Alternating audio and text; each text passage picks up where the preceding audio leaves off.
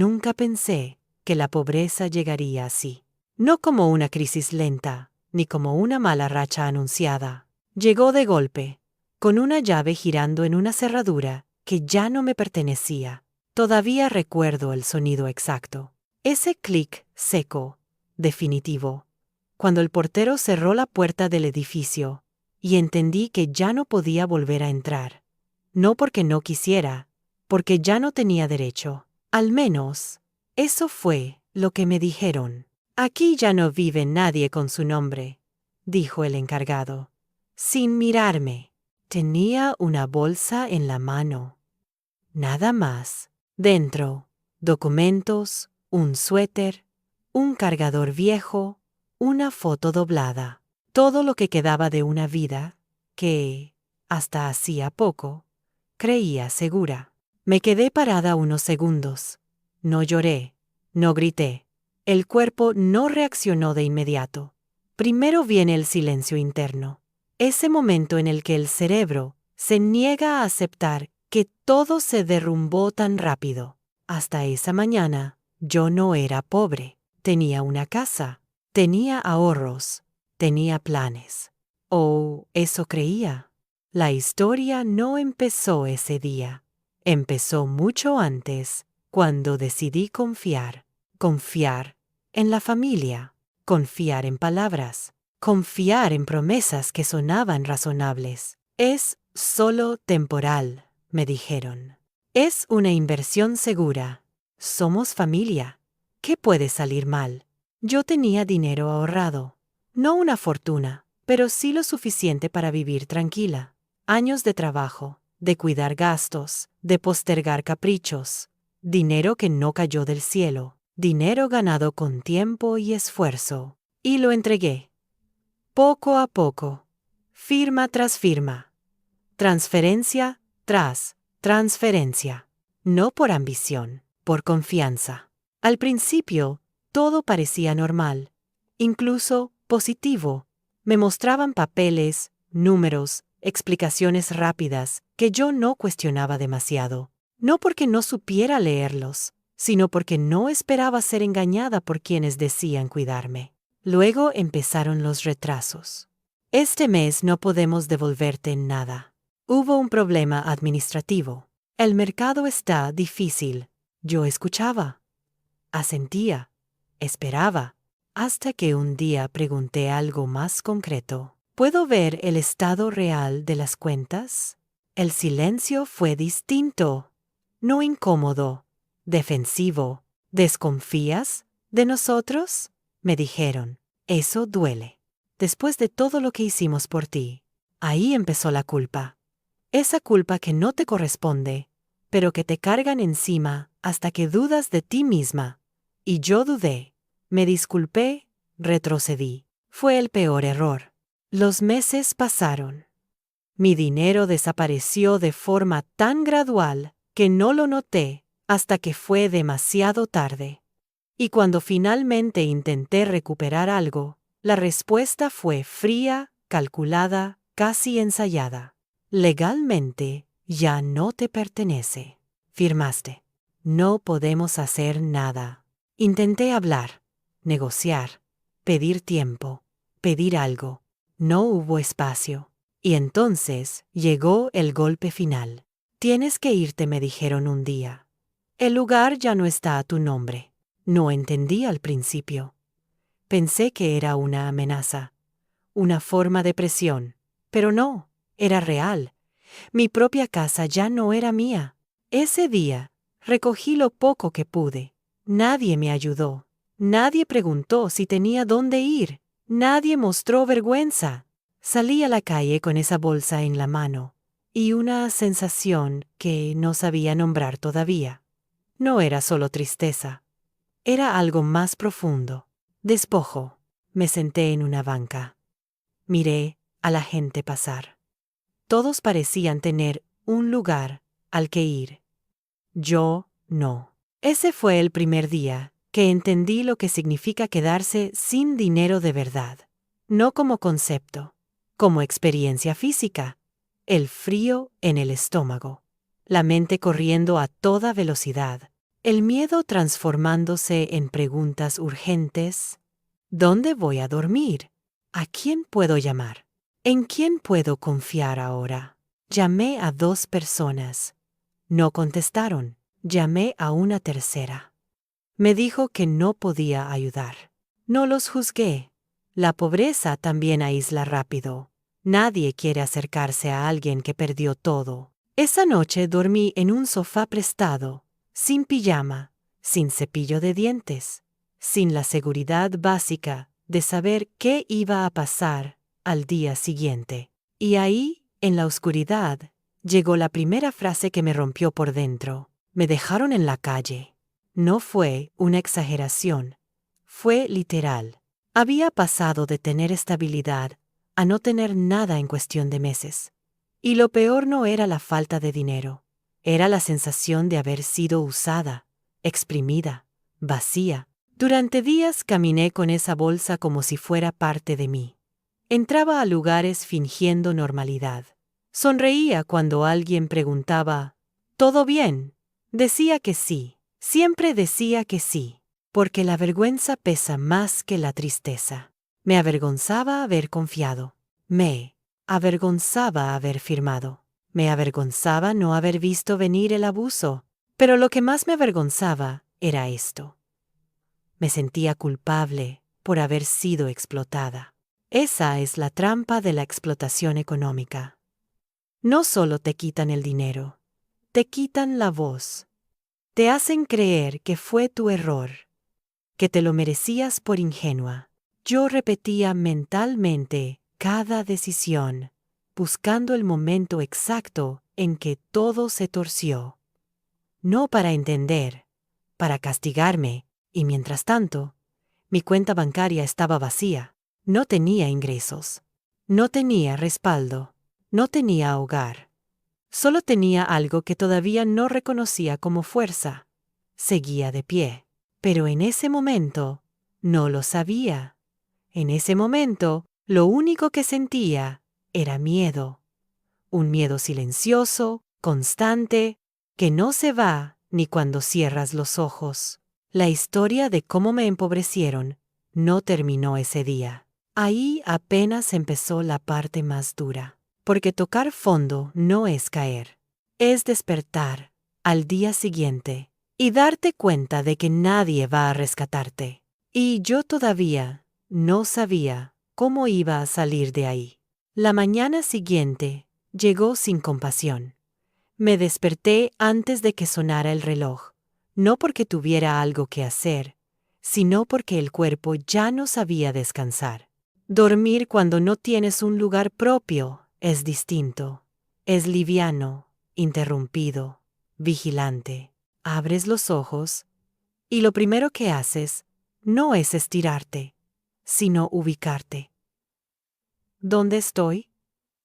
¿Cuánto tiempo puedo quedarme aquí? Me levanté despacio para no hacer ruido. El sofá crujió igual. Sentí esa incomodidad que no se va, la de saber que ocupas un espacio que no es tuyo. Fui al baño con cuidado. Me miré al espejo. Tenía la cara cansada, los ojos hinchados, pero sobre todo tenía una expresión nueva, incertidumbre pura. No desayuné, no porque no tuviera hambre, sino porque no quería pedir nada más. La ayuda, cuando llega envuelta en vergüenza, se consume rápido. Salí a la calle con mi bolsa. Caminé sin rumbo durante un rato, como si el movimiento pudiera organizar lo que la mente no lograba. Pensé en mis opciones. No eran muchas. No tenía trabajo fijo. No tenía ahorros. No tenía a quién recurrir sin sentir que molestaba. Ese fue el momento exacto en que entendí algo que hasta entonces había evitado. Ya no tenía red. Todo lo que antes parecía sólido familia, acuerdos, palabras, se había deshecho en el momento en que el dinero dejó de estar de mi lado. Me senté en una plaza y abrí el celular. Revisé mensajes antiguos, buscando a alguien a quien escribir, sin sentir que estaba invadiendo. Es curioso cómo, Cuando estás bien, los contactos parecen infinitos. Cuando caes, la lista se encoge sola. Escribí a una persona, luego a otra. Mensajes breves, casi neutrales. ¿Cómo estás?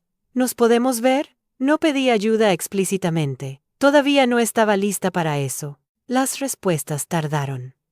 Algunas no llegaron. A media mañana, el estómago empezó a dolerme. No era solo hambre, era ansiedad acumulada. Entré a un café pequeño y pedí lo más barato. Me senté junto a la ventana. Observé a la gente trabajar, reír, hablar de cosas normales. Todo parecía pertenecer a otro mundo. Pensé en el dinero, en cómo había desaparecido sin ruido, en cómo había pasado de ser una inversión a un asunto cerrado. Recordé las palabras exactas que me dijeron cuando reclamé por última vez. No exageres. Te estás haciendo la víctima. Tú aceptaste las condiciones. Esa frase me quemaba por dentro. Tú aceptaste. Como si aceptar confiando fuera lo mismo que aceptar ser explotada. Como si firmar algo bajo presión emocional te quitara el derecho a cuestionar el abuso. Ese día, caminé hasta una oficina pública. No sabía bien a qué iba. Solo sabía que necesitaba hacer algo. Pedir información. Preguntar. No quedarme paralizada. La persona que me atendió fue correcta, distante. Revisó papeles. Hizo preguntas. ¿Tiene comprobantes? ¿Contratos? ¿Transferencias? Asentí. Tenía copias digitales. Correos. Mensajes. Va a ser difícil, dijo. Legalmente. Firmó. No me sorprendió. Ya lo sabía. Pero escucharlo de nuevo dolía igual. ¿Entonces no hay nada que hacer?, pregunté. Me miró con una mezcla de cansancio y prudencia. Hay cosas que se pueden intentar, respondió. Pero no son rápidas. Y no garantizan nada. Salí de ahí con más papeles, más dudas y una certeza incómoda.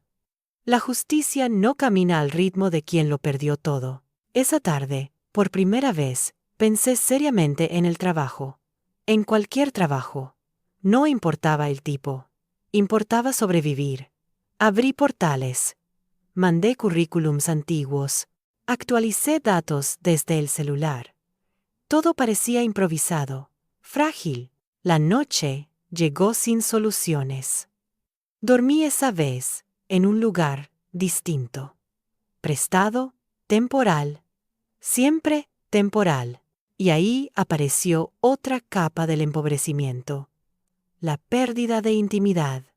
No tener un espacio propio no es solo no tener paredes. Es no poder llorar cuando quieres, no poder desarmarte, no poder quedarte en silencio sin que alguien lo note. Me volví experta en fingir normalidad, en doblar la ropa rápido, en agradecer demasiado, en ocupar poco espacio. Durante los días siguientes, repetí la misma rutina. Caminar, buscar, esperar. A veces conseguía entrevistas. A veces no. A veces prometían llamar. A veces no pasaba nada. Una tarde, alguien me dijo, con tu experiencia, esto debería ser fácil. No respondí, porque explicar la caída cansa, y nadie quiere escucharla completa. Lo más duro no fue dormir mal ni contar monedas. Fue la sensación constante de haber sido despojada sin que nadie lo considerara grave. Como si perderlo todo por confiar fuera un error menor. Como si el abuso económico no dejara marcas visibles y por eso no mereciera atención. Empecé a cuestionarme a mí misma de formas peligrosas. Tal vez fui ingenua. Tal vez debí leer mejor. Tal vez exagero. Esas dudas son el eco perfecto del abuso. Te hacen revisar tu conducta, no la del que se aprovechó. Te convierten en juez de ti misma. Un día, Mientras esperaba una entrevista, me miré en el reflejo de una vidriera. La ropa no era nueva. La bolsa seguía ahí. Pero había algo distinto en la mirada. No resignación. Rabia contenida. No rabia explosiva. Rabia lúcida. Esa fue la primera vez que pensé algo distinto. No fue un error. Fue una explotación. Nombrarlo cambió todo. Porque cuando nombras algo correctamente, deja de confundirte. No perdí el dinero por mala suerte. No quedé en la calle por irresponsabilidad. Me empobrecieron porque alguien vio una oportunidad y la tomó. Aceptar eso no me devolvía nada todavía, pero me devolvía claridad. Y la claridad es el primer paso para salir del fondo. Esa noche escribí una lista, no de sueños, de urgencias, trabajo, un lugar estable, recuperar documentos, ordenar pruebas. Era una lista simple, pero por primera vez en semanas, era mía. No reaccionaba. Empezaba a decidir. Todavía no tenía fuerza. Todavía no tenía recursos. Pero algo había cambiado. Ya no me preguntaba, ¿cómo llegué hasta aquí?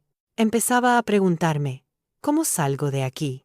Y esa pregunta, aunque no tenía respuesta inmediata, marcó el inicio de algo nuevo.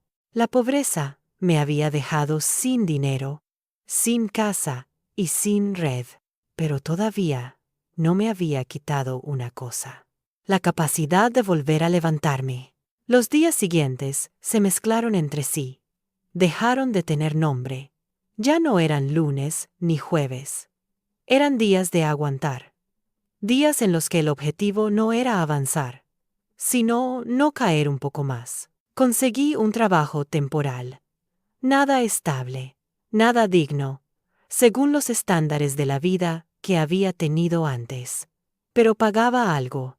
Y algo, en ese momento, era todo. Limpiaba, ordenaba, ayudaba, escuchaba órdenes sin hacer preguntas. No porque no supiera pensar, sino porque necesitaba el dinero más que el orgullo. Cada billete que ganaba, lo contaba 2 veces, no por obsesión, por miedo a que desapareciera, como había desaparecido todo lo demás. El dinero, cuando escasea, se vuelve físico, pesa, duele, decide. Encontré una habitación pequeña para alquilar. No era un hogar, era un espacio donde podía cerrar una puerta. Eso ya era un lujo. Tenía una cama estrecha, una mesa vieja y una ventana que daba a una pared. Pero podía dejar mis cosas ahí. Podía ducharme sin apuro. Podía llorar sin testigos. La primera noche sola en ese cuarto, me senté en el suelo. No encendí la luz de inmediato. Me quedé quieta, escuchando el silencio. Era un silencio distinto al de los sofás prestados. Este era mío. Ahí lloré por primera vez sin culpa. No lloré solo por el dinero perdido. Lloré por la confianza rota, por la sensación de haber sido tratada como un recurso descartable, por la humillación silenciosa de tener que empezar de cero cuando no habías hecho nada malo. Lloré también por la versión de mí que nunca pensó que esto podía pasarle. Los meses pasaron lentamente. El trabajo temporal se volvió rutina. Luego apareció otro y otro. Ninguno era estable, pero juntos sostenían lo básico. Aprendí a vivir con menos de una forma que nunca había imaginado. Menos comida, menos ropa, menos expectativas y, curiosamente, menos ruido. La pobreza tiene una cara brutal, pero también revela cosas. Te muestra quién desaparece, quién no llama, quién solo estaba cerca mientras eras útil. Esa limpieza forzada duele, pero es definitiva. De las personas que me empobrecieron, no supe nada durante mucho tiempo. No los busqué, no porque hubiera perdonado, sino porque no tenía energía para eso. Sobrevivir consumía todo. Pero había noches en las que la rabia volvía, no una rabia explosiva, una rabia fría. Pensaba en el dinero, en los años, en cómo habían seguido con su vida, mientras yo contaba monedas. Y entonces aparecía la pregunta peligrosa. ¿Y si nunca recupero nada? Esa pregunta podía paralizarme. Así que aprendí a hacer algo distinto. Reducir el horizonte. No pensar en el futuro lejano. Pensar en el día siguiente. Solo en eso. Mañana trabajar. Mañana pagar esto. Mañana comer. Así pasaron semanas, meses, hasta que algo pequeño cambió. Un día, en uno de esos trabajos, alguien me observó trabajar con atención. «Eres muy organizada», me dijo. «¿Siempre fuiste así?» Asentí. «Antes hacía otra cosa», respondí. «Pero ahora hago esto». No preguntó más, pero días después me ofreció más horas, un poco mejor pagadas. Acepté, sin dudar. Ese fue el primer gesto que no venía desde la lástima, sino desde el reconocimiento. Empecé a notar algo. Yo no era incompetente. No había perdido mis capacidades junto con el dinero. Seguía siendo la misma persona, solo estaba empobrecida. Esa distinción fue clave, porque hasta entonces, una parte de mí había confundido pobreza con valor personal, como si tener menos significara ser menos, como si haber sido explotada me definiera. Empecé a recuperar algo interno, no confianza plena, respeto por mí misma. Con ese respeto, una noche volví a abrir los documentos, los contratos, los correos, todo aquello que había guardado sin fuerzas para mirar. Los leí con otra cabeza, no desde la culpa, desde el análisis. Vi cosas que antes no había querido ver, frases ambiguas, presiones disfrazadas de cariño, urgencias creadas para que no pensara demasiado. No era solo abuso económico, era manipulación emocional. Nombrarlo así fue doloroso, pero también ordenó el relato. Porque cuando entiendes el mecanismo, dejas de personalizar el daño. No me hicieron esto porque yo fuera débil. Lo hicieron porque ellos supieron cómo presionar. Esa comprensión no me devolvía el dinero, pero me devolvía algo más peligroso para quienes abusan. Lucidez. Empecé a informarme, a leer sobre explotación económica dentro de la familia, sobre despojo legal disfrazado de acuerdo. Descubrí que no era un caso aislado, que había patrones, que había víctimas que nunca lo decían en voz alta. Eso me dio algo inesperado. Compañía invisible. No estaba sola. No había sido la única. Y si otros habían sobrevivido, tal vez yo también podía hacerlo mejor que solo sobreviviendo. Un día, mientras volvía al cuarto después del trabajo, me di cuenta de algo simple y enorme. Ya no caminaba encorvada. El cuerpo, sin que yo lo notara, empezaba a enderezarse. Seguía siendo pobre. Seguía contando monedas. Seguía sin estabilidad, pero ya no estaba rota. Había pasado del shock a la resistencia, de la vergüenza a la comprensión, del «¿qué hice mal?» al «¿qué hicieron conmigo?». Y ese cambio interno marcó el inicio real del proceso de fortalecimiento. No visible, no rápido, pero firme. Aún faltaba mucho. Aún no había justicia. Aún no había recuperación económica. Pero ya había algo que nadie podía volver a quitarme tan fácilmente. La claridad sobre quién era yo y quiénes habían sido ellos. Y cuando recuperas esa claridad, después de haberlo perdido todo, empiezas a construir algo nuevo. No desde la ingenuidad, desde la conciencia. Ese fue el verdadero punto de partida. Hubo un momento en que dejé de contar los días desde que me quedé sin nada. no porque hubiera olvidado, sino porque medir el tiempo desde la caída me mantenía atada a ella. Empecé a medirlo de otra forma. Desde la última vez que pagué una cuenta a tiempo.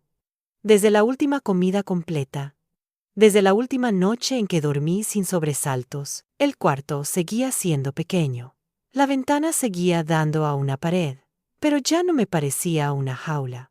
Era un punto fijo, un lugar donde dejar el cuerpo al final del día. Y cuando no tienes nada, eso es enorme. Aprendí a organizar la escasez, a priorizar, a decidir que sí y que no, sin dramatizar cada renuncia. La pobreza te obliga a negociar contigo misma todo el tiempo. ¿Compro comida o guardo para el alquiler? ¿Pago esto ahora o espero? Cada decisión tiene peso, y al principio ese peso agota. Luego, te vuelve precisa. Seguí encadenando trabajos. Algunos duraban semanas, otros apenas días. No me quejaba, no porque estuviera agradecida por la precariedad, sino porque entendía algo nuevo. Este no era el destino final, era una etapa. Empecé a levantarme más temprano, no por disciplina, sino porque la mente ya no descansaba igual. Usaba esas horas para buscar oportunidades, revisar avisos, reordenar mi currículum una y otra vez. Cada versión era un intento de explicarme, sin explicar demasiado. No quería contar mi caída. No quería justificarla. Quería trabajar. En una entrevista, alguien me preguntó, ¿por qué este cambio tan brusco? Pensé unos segundos. Antes habría titubeado. Ahora no. Porque atravesé una situación personal compleja. Y estoy reconstruyendo, respondí. No mentí. No di detalles. Aprendí a proteger mi historia. Conseguí un trabajo un poco mejor. Horario fijo. Sueldo bajo, pero constante. Me aferré a esa estabilidad mínima, como quien se agarra a una tabla en medio del agua. No porque fuera suficiente, sino porque me permitía respirar. Con ese ingreso, empecé a saldar pequeñas deudas, a ordenar papeles, a recuperar documentos que había dejado en manos de otros. Cada trámite era lento, humillante a veces, pero necesario. Recuperar identidad también es un proceso administrativo. Un día, revisando mis gastos, me di cuenta de algo que me sorprendió. Ya no gastaba desde la ansiedad. Antes, el dinero era una fuente de seguridad emocional. Ahora era una herramienta. Fría, concreta, limitada. Esa relación nueva con el dinero me incomodaba y me fortalecía al mismo tiempo, porque entendí que no había sido solo explotada económicamente. Había sido explotada emocionalmente, usando el dinero como vínculo. Ese descubrimiento dolió. Pero también aclaró muchas cosas. Empecé a poner límites en todos los planos, no solo económicos, límites de tiempo, de energía, de explicaciones. Decir no se volvió menos dramático, más natural. No puedo, no ahora, no en estas condiciones. Frases simples que antes me costaban horrores. En paralelo, seguía informándome. Leía sobre fraudes familiares, sobre manipulación patrimonial, sobre cómo la culpa se usa como herramienta para despojar, no para obsesionarme, para entender el mecanismo completo. Entender fue liberador, porque dejó de ser mi historia vergonzosa para convertirse en un caso más dentro de un patrón. Y los patrones se combaten mejor que las culpas personales. Un día, en el trabajo, alguien comentó en voz baja: dicen que fulano se quedó con dinero que no era suyo. El comentario pasó rápido. Nadie profundizó, pero algo se activó dentro de mí. No rabia, alerta, porque reconocí el tono. El mismo tono liviano con el que se justifican abusos grandes. El mismo que normaliza el despojo cuando la víctima no tiene poder. No dije nada en ese momento. No era mi lugar, pero lo anoté mentalmente. Aprendí a observar, sin intervenir de inmediato, a esperar el contexto adecuado. Mi vida seguía siendo frágil, pero ya no caótica. Tenía rutinas, tenía un ingreso, tenía un lugar. No tenía seguridad a largo plazo, pero ya no estaba en el suelo. Una noche, mientras cocinaba algo simple, me di cuenta de algo casi ridículo. Estaba cantando. Bajito. Sin darme cuenta, me detuve. Me reí sola. Hacía meses que no cantaba. Ese detalle pequeño me golpeó más fuerte que cualquier avance material, porque cantar es un gesto de presencia. Nadie canta cuando está completamente rota. Me senté a comer y pensé en todo lo que había perdido, en todo lo que aún no había recuperado. Y por primera vez, no sentí desesperación. Sentí determinación tranquila. No sabía cuándo iba a salir de esa situación. No sabía si iba a recuperar el dinero. No sabía si habría justicia.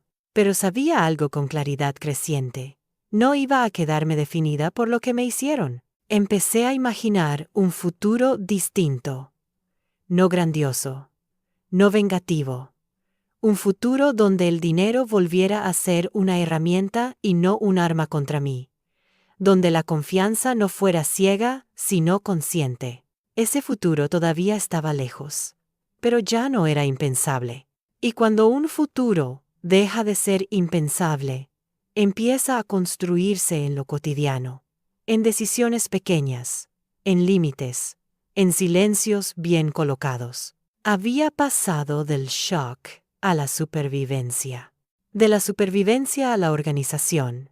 El siguiente paso todavía no estaba claro, pero sabía que iba a exigir algo más que aguante. Iba a exigir reapropiarme de mi historia y de mis recursos, poco a poco, y esa etapa estaba por comenzar. Hubo un día específico en que algo cambió. No fue un gran evento, ni una noticia inesperada. Fue una decisión silenciosa, casi invisible para los demás, pero definitiva para mí. Ese día, dejé de preguntarme cuánto tiempo iba a aguantar así, y empecé a preguntarme qué estaba dispuesta a construir con lo poco que tenía. Hasta entonces, todo había sido reacción. Reaccionar a la escasez, reaccionar al miedo, reaccionar a la vergüenza. Cada movimiento estaba dictado por la urgencia. Pero esa mañana, sentada en la pequeña mesa del cuarto, con una libreta abierta y un café barato, me di cuenta de que ya no estaba en caída libre. Seguía siendo pobre, sí. Seguía siendo vulnerable, también. Pero ya no estaba desorientada. Empecé por algo simple. Ordenar mis habilidades, no mis títulos, no mis fracasos. Lo que realmente sabía hacer. Escribir, organizar, resolver problemas, administrar recursos limitados, coordinar, escuchar, capacidades que habían quedado ocultas bajo la vergüenza de haberlo perdido todo. Las anoté una por una, sin juzgarlas, sin compararlas con lo que había sido antes. Luego hice otra lista, más incómoda, lo que no volvería a hacer jamás. No firmar sin entender. No entregar dinero por presión emocional. No confundir ayuda con control. No justificar el abuso por amor o lealtad. Esa lista fue un punto de quiebre. Porque entendí que mi empobrecimiento no había sido solo económico. Había sido el resultado de haber cedido demasiadas decisiones propias. Con esa claridad, empecé a moverme distinto.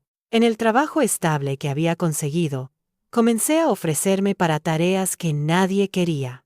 No por sumisión, sino por estrategia. Quería aprender. Ver cómo funcionaban los sistemas desde adentro. entender flujos, errores, atajos. Observaba todo. Tomaba notas mentales. No para acusar a nadie, para no volver a ser ingenua. Un día, el encargado me llamó. «¿Te organizas bien?», me dijo. «¿Has pensado en asumir más responsabilidades?». No respondí de inmediato. Antes, esa pregunta me habría generado ansiedad. Ahora, me generó cálculo. «Depende de las condiciones», respondí. Me miró sorprendido. No estaba acostumbrado a esa respuesta. Negociamos algo básico. Horas, tareas, un pequeño aumento. Nada espectacular, pero era un paso. Y lo di con cuidado. Ese fue el inicio de algo nuevo. Empezar a crecer sin entregarme entera. Con el ingreso un poco más estable, hice algo que había postergado por miedo. Volví a asesorarme legalmente. No para iniciar una batalla inmediata, sino para entender exactamente dónde estaba parada. El abogado fue claro. «Recuperar todo será difícil», dijo. «Pero hay movimientos que se pueden hacer. No rápidos, no baratos, pero posibles». Por primera vez, esa respuesta no me desarmó. No necesitaba promesas. Necesitaba opciones. Empecé a ahorrar de nuevo. No grandes montos. Pequeños. Guardados con disciplina. No como antes. Desde la confianza. Desde la protección. Cada moneda guardada era una declaración silenciosa. Ya no pueden tocarme tan fácil. Mi relación con las personas también cambió. Dejé de explicar de más. Dejé de justificar ausencias, límites, decisiones. Si alguien insistía, no cedía, no decía. Así no. Algunos se alejaron. Otros se quedaron. Y entendí que esa selección no era una pérdida. Era una limpieza necesaria. Una tarde, recibí un mensaje inesperado de una de las personas que me había empobrecido. Breve, ambiguo. «Espero que estés bien». Lo leí sin temblar, sin rabia, sin nostalgia. No respondí, no porque no tuviera nada que decir, sino porque ya no debía explicaciones a quien me había quitado todo. Ese silencio fue una forma de recuperación. Con el tiempo empecé a notar algo curioso. La gente me escuchaba distinto, no porque yo hablara más fuerte, sino porque ya no hablaba desde la necesidad, hablaba desde la claridad. En reuniones, cuando algo no cuadraba, preguntaba. Cuando una condición no me convenía, lo decía. Cuando alguien cruzaba un límite, lo marcaba. No era agresiva, era firme, y la firmeza, aprendí, incomoda más que el enojo. Mi vida seguía siendo modesta. El cuarto, el trabajo, los horarios ajustados. Pero internamente, algo se había reconfigurado. Ya no me veía como alguien arruinada. Me veía como alguien en reconstrucción consciente. Esa diferencia cambia todo. Una noche, revisando cuentas, me di cuenta de que había logrado algo impensable meses atrás. Estabilidad mínima. No abundancia, no seguridad total, pero equilibrio. Me senté en la cama y respiré hondo. No lloré.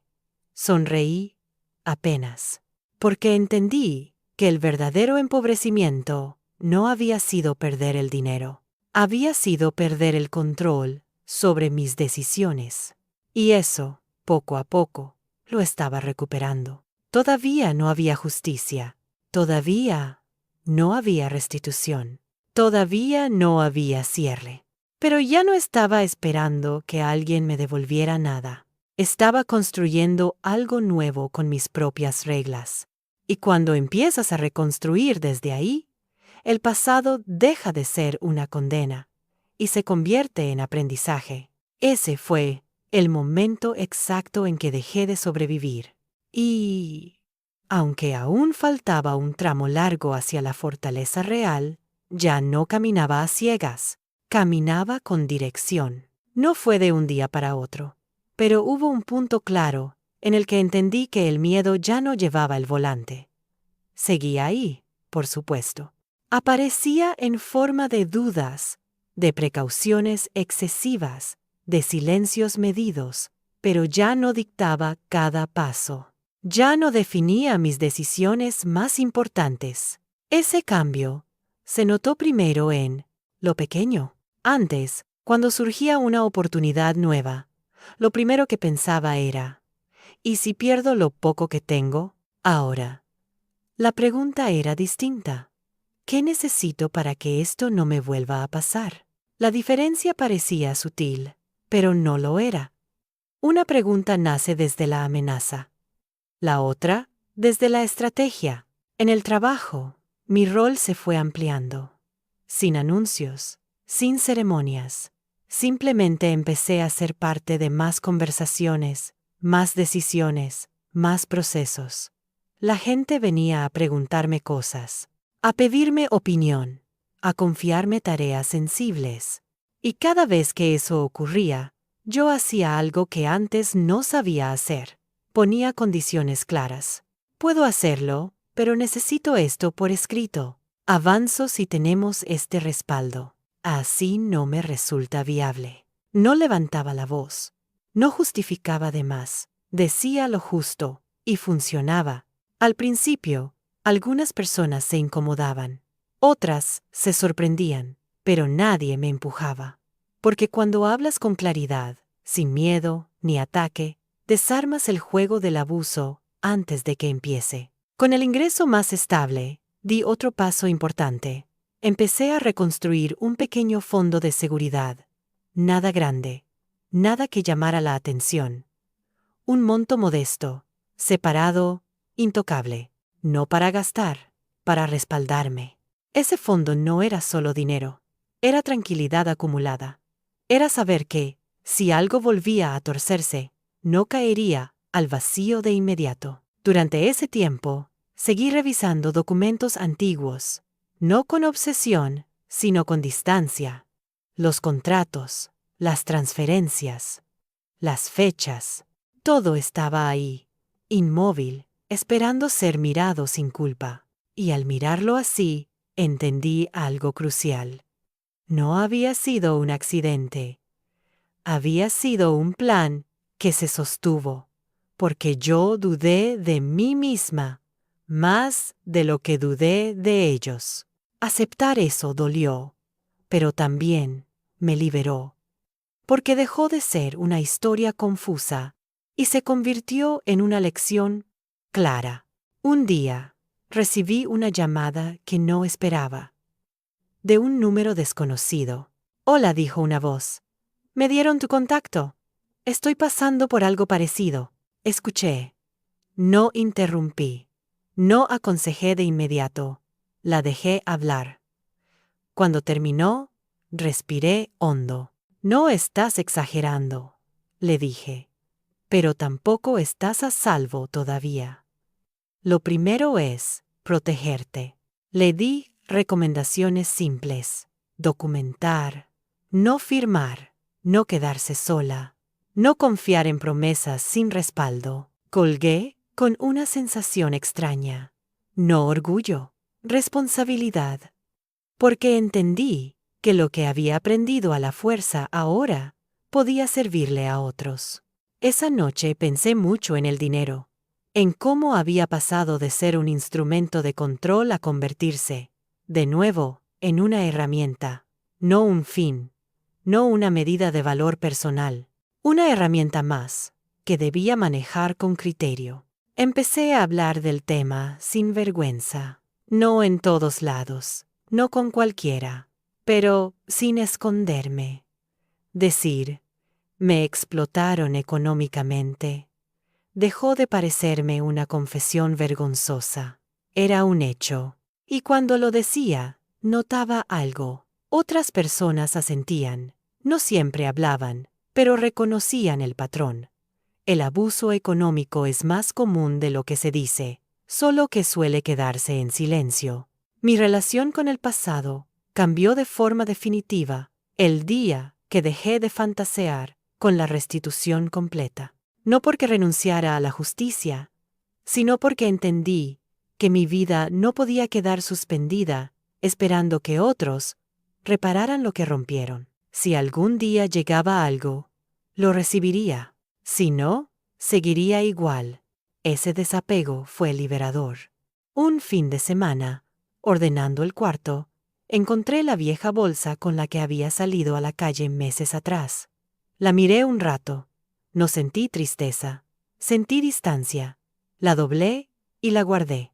No como recuerdo doloroso, como prueba de que había atravesado algo que no me destruyó. Empecé a proyectar de nuevo. No sueños grandiosos. Proyectos posibles. Cursos cortos. Mejores opciones laborales. Un cambio de área. Pasos concretos. Medidos. Cada decisión estaba atravesada por una pregunta nueva. ¿Esto me fortalece o me expone? Esa pregunta se volvió mi filtro principal. Y entonces ocurrió algo que no había anticipado. Empecé a confiar otra vez. No de forma ciega, de forma consciente, elegida, con límites. Confiar dejó de ser un riesgo inevitable para convertirse en una decisión informada. Una tarde, después de cerrar un acuerdo simple pero justo, caminé hasta casa con una sensación que no sentía desde hacía mucho tiempo. Seguridad interna, no seguridad económica plena, seguridad personal.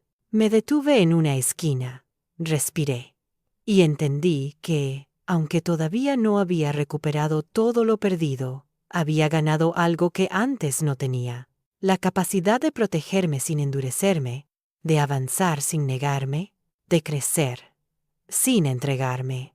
El miedo seguía apareciendo a veces, pero ya no decidía por mí. Lo escuchaba, lo tomaba en cuenta, y luego elegía. Ese fue el verdadero inicio del fortalecimiento. Todavía faltaba una parte importante del camino, una que no tenía que ver solo con dinero, sino con recuperar lo que me había sido arrebatado simbólicamente. Pero por primera vez, desde que me quedé en la calle, sabía con certeza algo fundamental. Ya no estaba reaccionando a la pérdida.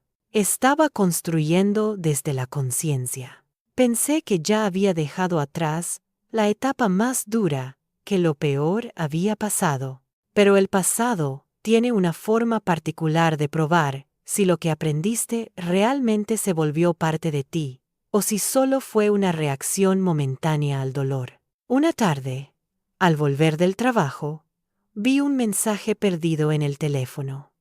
Un nombre que no esperaba ver. Una de las personas que había participado en el despojo. No decía mucho. Solo eso: necesitamos hablar. Es importante. Sentí cómo el cuerpo reaccionaba antes que la mente. Un calor repentino en el pecho, una tensión vieja en los hombros. Durante unos segundos, la versión anterior de mí quiso responder de inmediato, preguntar por qué, exigir explicaciones, buscar algo parecido a justicia emocional. No lo hice. Dejé el teléfono boca abajo. Preparé algo de comer, me senté, respiré. Esperé a que la reacción bajara. Aprender a no responder desde el impulso fue uno de los mayores cambios. Horas después, leí el mensaje de nuevo. Ya no me sonaba urgente, sonaba conveniente. Para ellos, pensé en todo lo que había construido desde que me quedé sin nada: el cuarto, el trabajo, la estabilidad mínima, el respeto recuperado.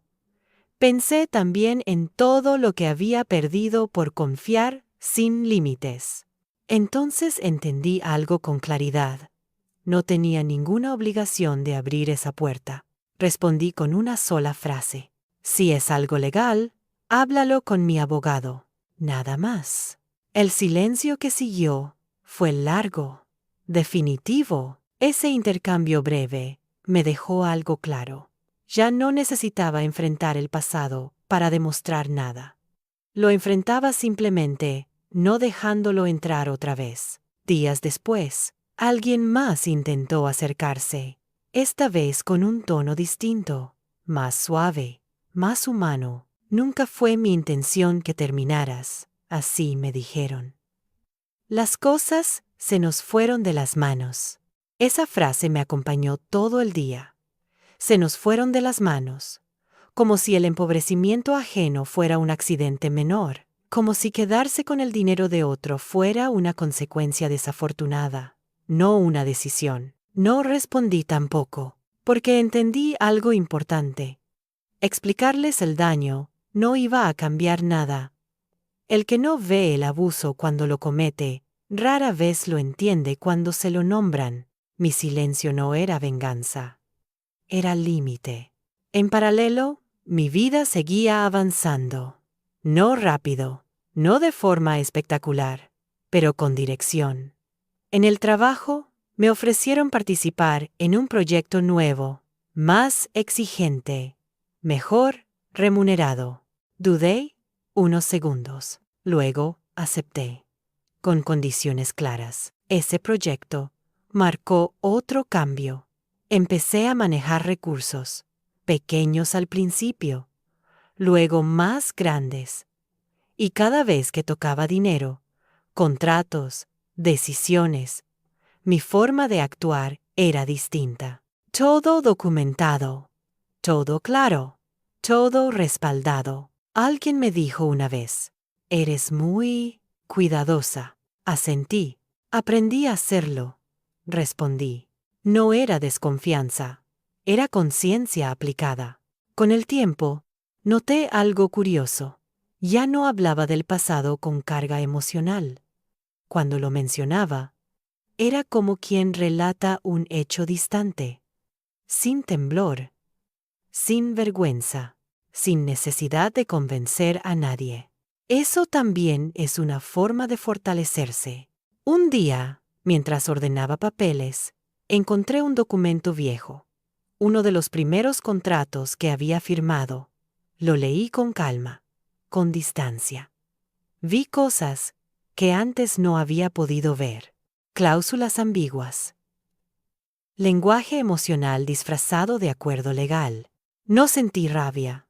Sentí aprendizaje, porque entendí que el verdadero poder no estaba en recuperar todo lo perdido, sino en no volver a entregar nada sin conciencia. Esa noche pensé en la palabra pobreza, en cómo me había atravesado, no solo como falta de dinero, sino como estado de vulnerabilidad total. Y pensé también en la palabra fortaleza. No era dureza, no era frialdad, era claridad sostenida. Con esa claridad, empecé a tomar decisiones más grandes. Cambios laborales, nuevas capacitaciones, proyectos propios, pequeños pero alineados con mis límites. No buscaba revancha económica, buscaba autonomía real. Cada paso estaba calculado, sí, pero no desde el miedo, desde la experiencia. Una tarde, alguien me preguntó, ¿no te da miedo volver a perderlo todo? Pensé unos segundos antes de responder. Claro que sí, dije, pero ya sé que puedo volver a levantarme. Y eso cambia todo, porque el miedo a caer no desaparece. Lo que cambia es la certeza de que la caída ya no te define. El pasado había intentado tocar mi puerta. Había intentado suavizarse, justificarse, reescribirse. No lo dejé entrar, no porque fuera fuerte todo el tiempo, sino porque había aprendido a priorizarme. Y esa fue la verdadera prueba de que el proceso de fortalecimiento ya no era teórico, era práctico.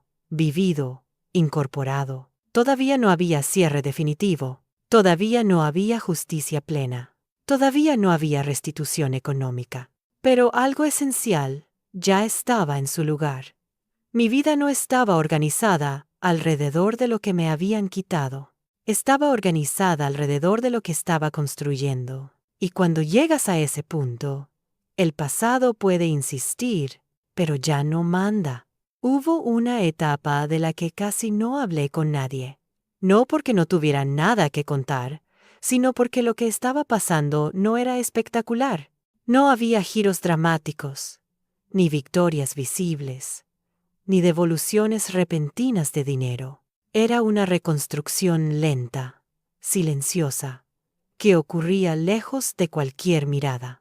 Y sin embargo, fue una de las más importantes. Mis días empezaron a parecerse entre sí. Trabajo, casa, estudio, descanso medido. No había lujos, pero tampoco sobresaltos. Aprendí a valorar esa estabilidad discreta. Porque después de haber dormido sin saber dónde estarías al día siguiente, la previsibilidad se vuelve un regalo. Seguí formándome. Cursos cortos, específicos, prácticos. Nada que prometiera milagros. Solo herramientas. Aprendí a leer contratos con otra mirada, a detectar ambigüedades, a hacer preguntas incómodas sin pedir permiso. Ese aprendizaje no era académico, era defensivo. Un día, revisando un acuerdo laboral nuevo, noté una cláusula que antes habría pasado por alto. Pedí que la ajustaran. Me dijeron que era estándar. Para otros respondí. Para mí no. La cambiaron. Ese pequeño episodio me dejó una sensación extraña. No orgullo, autoridad interna, porque entendí que ya no negociaba desde la necesidad de agradar, sino desde la necesidad de protegerme. Con el tiempo, mi situación económica mejoró un poco más. Nada extraordinario, pero suficiente para algo que había sido impensable durante meses. Elegir qué trabajos aceptar. Elegir con quién colaborar. Elegir cuándo decir que no. Elegir es un lujo que solo se aprecia cuando lo perdiste. En paralelo, seguían llegando historias ajenas, personas que se acercaban, directa o indirectamente, para contarme situaciones de abuso económico, de despojos disfrazados de acuerdos, de familias que confundían ayuda con control. Yo escuchaba, no salvaba a nadie. No prometía soluciones. Compartía criterio. Ley todo. No firmes bajo presión. Si algo te incomoda, no lo ignores. Consejos simples. Aprendidos a un costo alto. Una tarde, caminando de regreso al cuarto, me detuve frente a una vidriera. Me miré reflejada. No vi a alguien rica. No vi a alguien poderosa. Vi a alguien entera.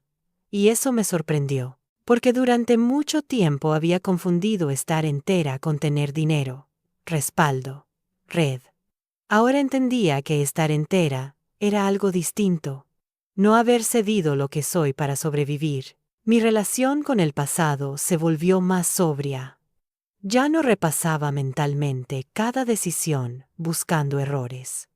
Ya no me castigaba por haber confiado. Empecé a ver esa etapa como una versión anterior de mí, con menos información, no como una versión defectuosa. Ese cambio fue clave, porque cuando dejas de despreciar a quien fuiste, puedes cuidar mejor a quien eres ahora. Un día recibí una notificación legal menor. Nada grave. Un trámite pendiente relacionado con una de las propiedades que había perdido. Antes, ese mensaje me habría desestabilizado por completo. Esta vez, respiré hondo, reuní la información y actué. Sin pánico, sin dramatismo, sin sentir que el mundo se volvía a caer. Eso fue una señal clara de que algo había cambiado profundamente. Empecé a planificar a más largo plazo. No castillos en el aire. Objetivos concretos. Ahorrar una cantidad específica. Mudarse a un lugar mejor. Tener un margen. Nada excesivo. Suficiente. Y mientras hacía esos planes, me di cuenta de algo importante. Ya no estaban impulsados por la revancha. No quería recuperar para demostrar nada. Quería construir para vivir mejor. La diferencia es enorme. Un fin de semana, ordenando papeles, encontré una hoja vieja. Era una lista que había escrito meses atrás, en el punto más bajo. Urgencias, supervivencia, nada más. La leí en silencio. Todo eso ya estaba resuelto. No porque alguien me hubiera devuelto lo que me quitó, sino porque yo había hecho el trabajo lento de levantarme sin ayuda visible. Guardé la hoja, no como trofeo, como registro, porque la reconstrucción silenciosa no deja huellas espectaculares, pero deja cimientos sólidos.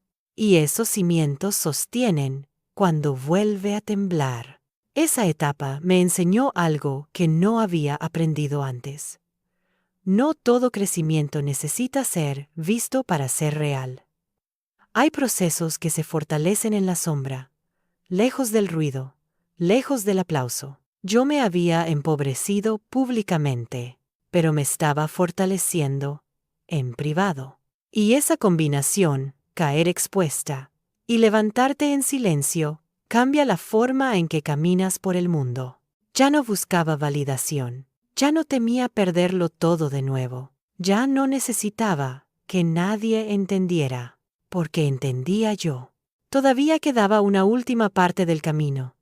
Una que no tenía que ver con dinero ni con estabilidad, sino con cerrar emocionalmente el ciclo, con soltar definitivamente la historia, para que dejara de ocupar espacio. Ese cierre no iba a venir de una conversación ni de una restitución. Iba a venir de una decisión interna, y aunque aún no lo sabía del todo, estaba cada vez más cerca de tomarla. El cierre no llegó con un mensaje, no llegó con una devolución inesperada, no llegó con disculpas, ni con justicia perfecta. Llegó un día cualquiera, de la forma más simple posible, cuando dejé de pensar en ello sin darme cuenta. Fue una mañana tranquila. Me desperté, preparé café y me senté frente a la ventana. No había urgencias, no había sobresaltos. Mi vida no era lujosa, pero era estable. Y esa estabilidad ya no dependía de nadie más. Mientras tomaba el café, pensé en todo el recorrido, en cómo había pasado de tenerlo todo a no tener nada, en cómo me habían quitado el dinero, la casa, la seguridad, y me habían dejado con una bolsa en la mano y una vergüenza que no era mía. Y por primera vez, esa historia no me apretó el pecho. La miré como se mira algo que ya no duele al tocarlo. Durante mucho tiempo, creí que el final tendría que ser contundente, una victoria visible, una devolución ejemplar, algo que equilibrara la balanza. Pero entendí algo fundamental. Esperar ese final me mantenía atada a lo que me habían hecho, y yo ya no quería vivir desde ahí. Había recuperado algo más valioso que el dinero, mi capacidad de decidir, mi criterio, mi autonomía. Hoy manejaba mis recursos con cuidado. Sí, pero también con calma.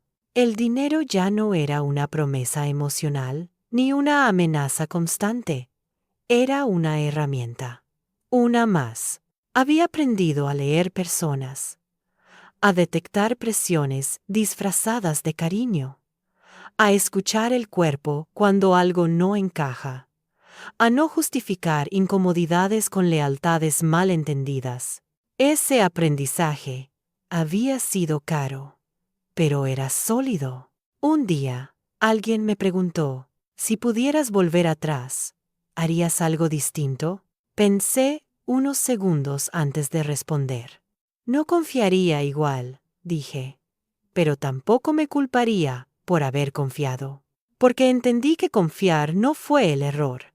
El error fue no tener límites cuando empezaron las señales. Y eso ya no me pasaría otra vez. No recuperé todo el dinero, no recuperé los años, no recuperé algunas relaciones, pero recuperé algo que nunca había tenido en esa magnitud. Fortaleza consciente. La fortaleza que no grita, la que no busca venganza, la que no necesita demostrar nada, la que simplemente sabe decir no a tiempo. Un día caminé por una calle cualquiera y vi a alguien durmiendo en un banco. Sentí un nudo breve en el estómago, no por miedo, sino por memoria. Yo estuve más cerca de eso de lo que muchos creen, y esa cercanía me había cambiado para siempre. No me había vuelto dura, me había vuelto clara. Ya no confundía necesidad con amor. Ya no confundía promesas con garantías. Ya no confundía silencio con paz.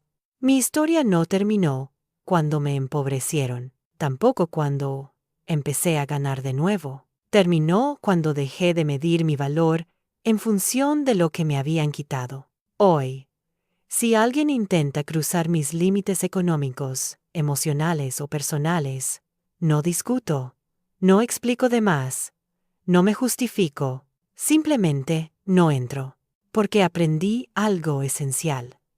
Quien se aprovecha de tu vulnerabilidad no merece acceso a tu reconstrucción. Fui explotada económicamente, fui despojada, fui dejada en la calle, y aún así, aquí estoy. No rica, no vengada, pero entera, con una vida que no depende de acuerdos ambiguos ni de afectos condicionados, con decisiones que me pertenecen, con recursos que protejo, con una historia que ya no me define desde la herida, sino desde la conciencia. Si alguien escucha esto y está en el punto más bajo, sin dinero, sin red, sin respuestas, quiero decirle algo con total honestidad. No todo se recupera, pero sí puedes recuperarte. Y cuando lo haces, cuando vuelves a pararte sin entregar lo que eres para sobrevivir, te conviertes en alguien que ya no es fácil de empobrecer otra vez. Me quitaron todo, pero no pudieron quedarse con lo más importante, la capacidad de volver a empezar con límites, con claridad y con fuerza propia. Ese fue mi verdadero final, y también mi verdadero comienzo.